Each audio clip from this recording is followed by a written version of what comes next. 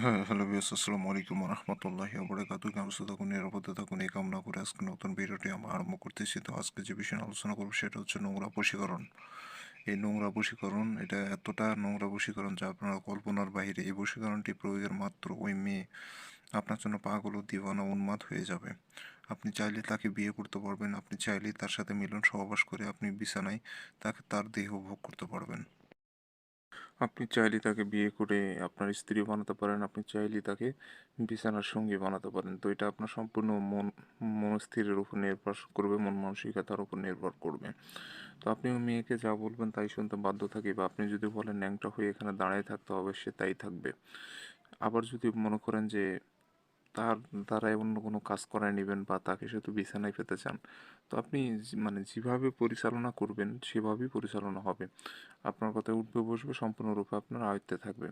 তো অনেকে আছেন যারা বাড়ির আশেপাশের বা এলাকার বা পরিচিত কাউকে ভালো লাগে, তাকে এক নিমিষের জন্য হলেও তাকে বিছানায় এনে তার দেহ ভোগ করতে চান। তো সেই ক্ষেত্রে আমি বলবো যে এই বশীকরণটা শুধুমাত্র আপনারই জন্য।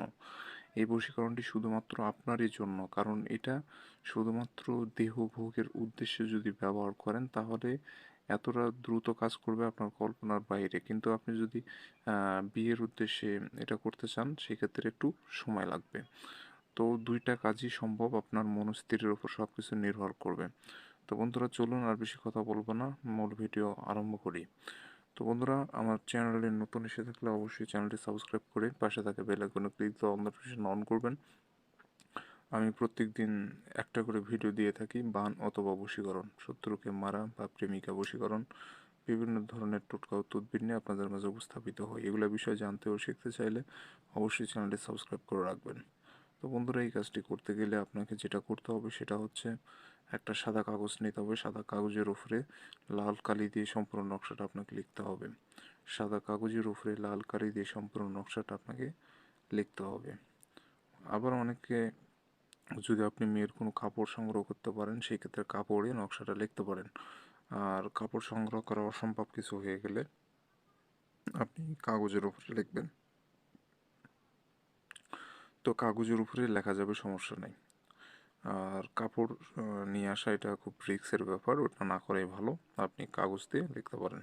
তো বাজার থেকে কাগজ কিনে এনে আপনি লাল কালিতে সম্পূর্ণ নকশাটা লিখবেন। আর যে কাগজটা দিয়ে লিখবেন সেই কাগজটা ফ্রেশ সাদা কাগজ হতে হবে, চকচক কাগজ, মানে কোনো প্রকার ময়লা আবর্জনা বা কালচে টাইপের কাগজে লিখবেন না। ফ্রেশ চকচক আয়নার মতো চকচক এমন সাদা কাগজে সম্পূর্ণ নকশাটা আপনাকে লিখতে হবে। তো এই নকশাটা আপনি অল্প সময়ের মধ্যে লেখার চেষ্টা করবেন, 10 থেকে 15 মিনিট, এর বেশি সময় লাগানো যাবে না। তো নকশা যত দেরিতে লিখবেন তত নকশার ক্ষমতা কমে যাবে।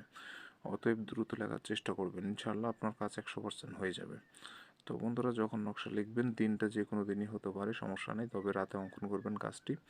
এই নকশাটা রাতে লিখতে বসবেন, কারণ দিনে নকশা অঙ্কন করার জন্য নয় এটা। অবশ্যই রাতে অঙ্কন করবেন। যখন অঙ্কন করবেন আশেপাশে যেন কেউ না থাকে, নিরিবিলি জায়গায় বসে পাক পবিত্র হয়ে আপনি নকশাটা লিখবেন। যে জায়গায় বসে লিখবেন জায়গাটাও পাক পবিত্র এবং নিচেও পাক পবিত্র হয়ে থাকতে হবে। তো এইভাবে করে সম্পূর্ণ নকশা আপনার কমপ্লিট করতে হবে। স্কেল দিয়ে দাগ টেনে যেভাবে আছে ঘর সাজায়, যে হরফ সংখ্যা যেভাবে আছে ঠিক একইরূপভাবে আপনাকে নকশাটা লিখতে হবে। যেটা যেরকম হয়ে আছে সেরকমভাবে আপনাকে দিতে হবে। কোনো প্রকার তেড়া বেঁকা বা 19-20 করা যাবে না, এতে করে হিতে বিপরীত হওয়ার সম্ভাবনা রয়ে যায়। বিষয়গুলো লক্ষ্য রাখবেন। তো এভাবে সম্পূর্ণ নকশা আপনাকে প্রস্তুত করে নিতে হবে। আর বন্ধুরা, আর নকশার নিচে যে নাম দিতে হবে, প্রথমে দিতে হবে যাকে বশীভূত করবেন তার নাম, তার পিতার নাম। তার সাইডে দিতে হবে আপনার নাম, আপনার পিতার নাম। তো কোথায় নাম দিতে হবে আমি হাত দিয়ে দেখা দিচ্ছি, আপনার লক্ষ্য করে দেখতে পারবেন। এখানে দিবেন মেয়ের নাম অর্ধেক পর্যন্ত, এই মাঝ বরাবর দুটো ভাগ হবে, অর্থাৎ এর থেকে এ সাইডে মেয়ের পক্ষের নাম, এর থেকে এই সাইডে ছেলে পক্ষের নাম। আপনি প্রথমে দিবেন এখানে মেয়ের নাম, তার নিচে তার পিতার নাম। প্রথমে দিবেন মেয়ের নাম, তার নিচে তার পিতার নাম। এখানে দিবেন আপনার নাম, তার নিচে আপনার পিতার নাম। মানে যেভাবে যাক বশীভূত করা হবে সেভাবে নামটা দিতে হবে। এবং এখানে মেয়ের নাম দিতে বললাম, এখানে ছেলের নাম। এখন আপনি প্রশ্ন করতে পারেন যে আপনি যদি কোনো ছেলেকে বশীভূত করতে চান বা আপনি মেয়ে কোনো ছেলের ওপর প্রয়োগ করতে চান সেক্ষেত্রে কী করবেন?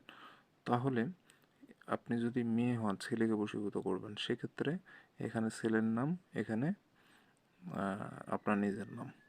তো মেন কথা হচ্ছে কি যে যার উপরে বশীকরণটি করবেন তা সে মেয়ে হোক ছেলে হোক এই সাইডে তার নাম থাকবে। আর আপনি যে নকশাটা দিয়ে কাজ করবেন তার নাম এই সাইডে থাকবে, সেটা মেয়ে হোক বা ছেলে হোক ওটা কোনো ব্যাপার না।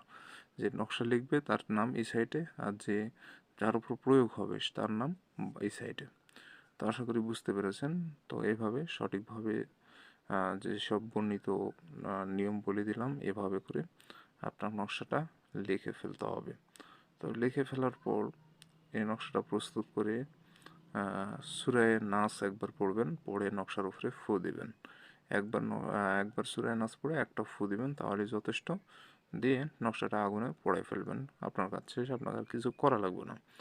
আর মেন কথা হচ্ছে কি যে অনুমতি যারা নেবেন এই কাজের জন্য চ্যানেলটা সাবস্ক্রাইব করবেন, কমেন্টের নাম লিখবেন, অনুমতি পেয়ে যাবেন। এটা হচ্ছে অনুমতি নেওয়ার নিয়ম। কেউ যদি আমার সাথে যোগাযোগ করে বলেন যে ভাই অনুমতি লাগবে, তাহলে দিব না। আপনি চ্যানেল সাবস্ক্রাইব করে কমেন্টে নাম লিখে আপনি কাজ শুরু করে দিবেন, আপনি অনুমতি পেয়ে গেছেন। আর যদি এগুলো না করে থাকেন তাহলে অনুমতি ভাই পাবেন না, আপনি কাজ করলেও হবে না। তো বিষয়টা এই। আর তো এইভাবেই কাজ করবেন, ইনশাল্লাহ সফল হয়ে যাবেন।